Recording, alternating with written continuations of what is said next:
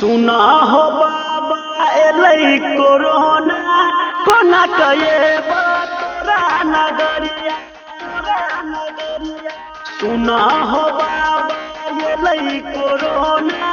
कोना कये तोरा नगरिया मास्क लगा जल चढ़ेबो हो मास्क लगा जल चढ़ेबो बाबा हो खुलना अपन के बरिया सुना हो बाबा एलै कोरोना कोना कये तोरा नगरिया सुना हो बाबा एलै कोरोना कोना कये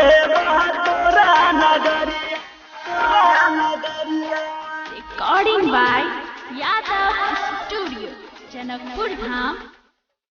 सुना हो बाबा एलै कोरोना कोना कये तोरा नगरिया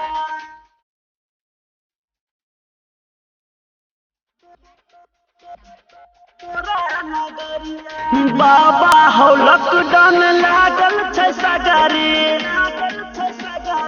बाबा हो लॉकडाउन लागल छै सगरी कोना का अयो बाबा देवघर नगरी सावन के पहिल सोमवारी हो बाबा हो सावन के पहिल सोमवारी हो बाबा कोना चढ़ेबो धतरा अभंगिया सुना हो बाबा एलै कोरोना कोना कये तोरा नगरिया सुना हो बाबा एलै कोरोना कोना कये तोरा नगरिया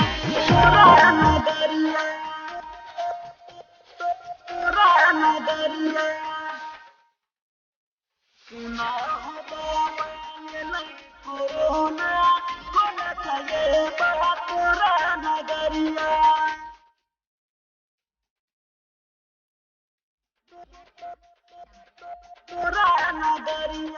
राइटर ललित राज बोलै छै बोलबम राइटर ललित राज बोलै छै बोलबम जिलम में गाजा भर मारै छै भर दम और विजया बबलू ईशिका हो और विजया बबलू ईशिका पूजै छै बाबा हो तोरे चरनिया सुना हो बाबा एलै कोरोना कोना कये तोरा नगरिया सुना हो बाबा एलै कोरोना